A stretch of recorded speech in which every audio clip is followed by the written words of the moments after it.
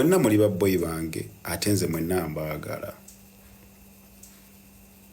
N'ebintu bino mubikomye mwana babboyi.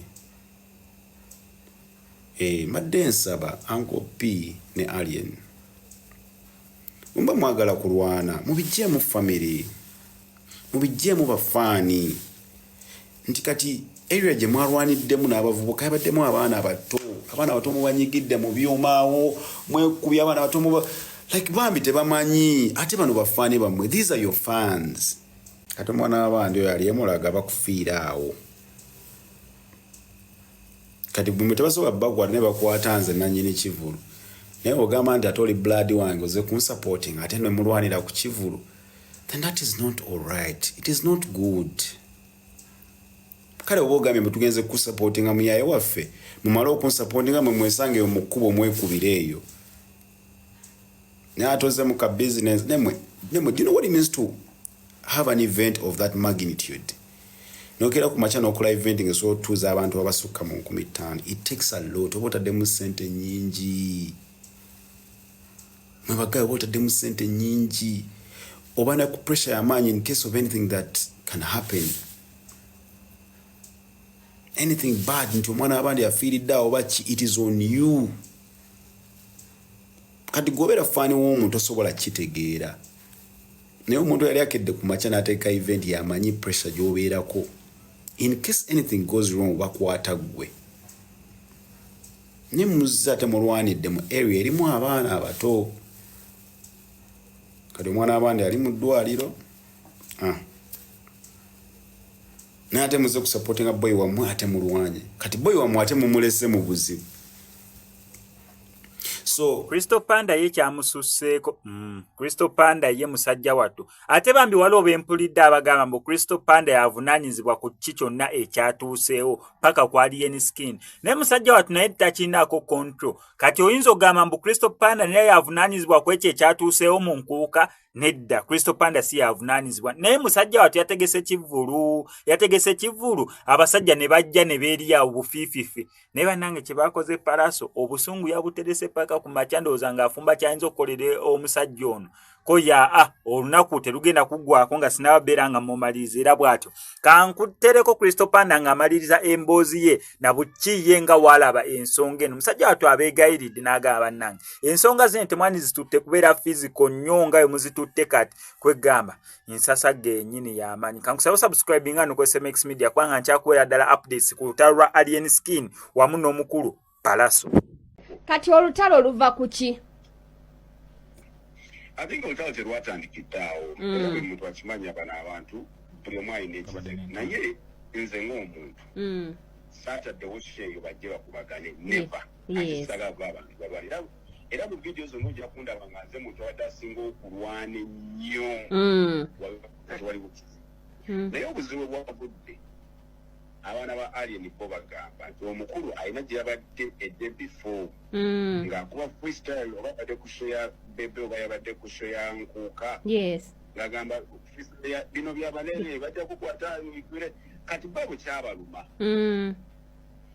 akopya okujja ku show yange jo ne bameetinga. It was a coincidence. It wasn't planned at all. Okay. Because Uncle P had died no yimbi yangamba ye kenyi nangamba Kristo nteka kungenda kujombetu te unyo kati mukubira nangamba Kristo nyina shembali na yemira kwenda shwanti bawo ate nyina shunene njero babbichi bagitarizo to bakijya badenteme kati abaziwera sawa satu ngankubira ngamba blood oli musajja wange nzikya tugala way bet bimanyi follower. Yes.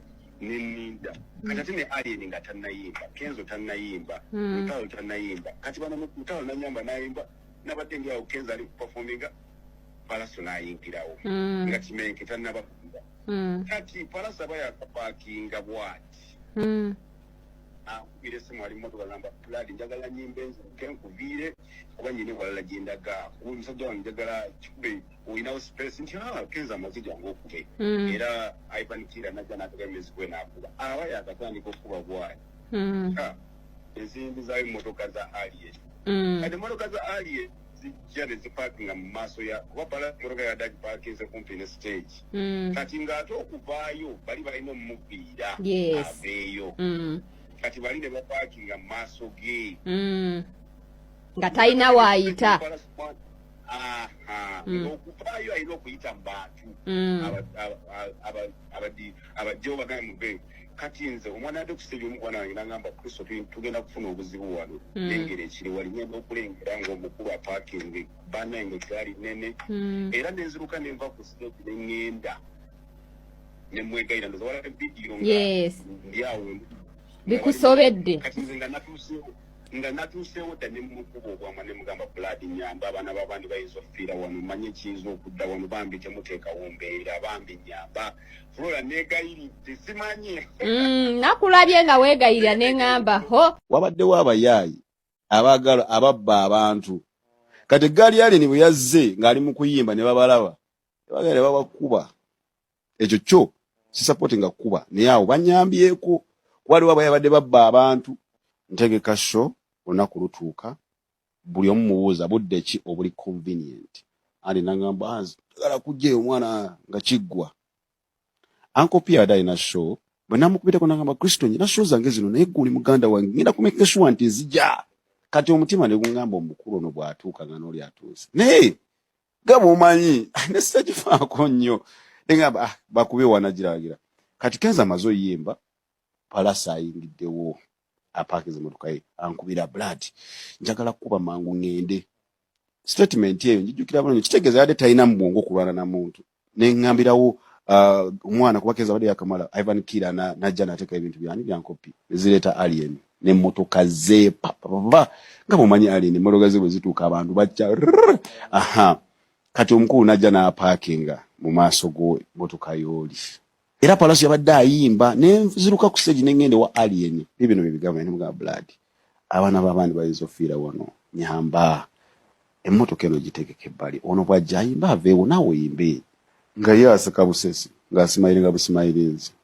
ndowooza simanyi kyabadde alowooza nga bafaani be bali awo bawaga n'atandika baawe oli naye n'akiraba eyo n'atandika bino byabanene kati gwosuubira ki ekiba kiddako awo neŋŋamba ab'amagye ne babawunsa nabadde n'abanja awo backstage ne babanga abatereza embeera abaana bono ne bambuka ku stage so ningizaako kulwana ku stage awo okutereza embeera palaso lwamaze oyimba nakka wansi yabadde yakatuuka wansi n'abasajja b'empanki netandikira awo nebeekuba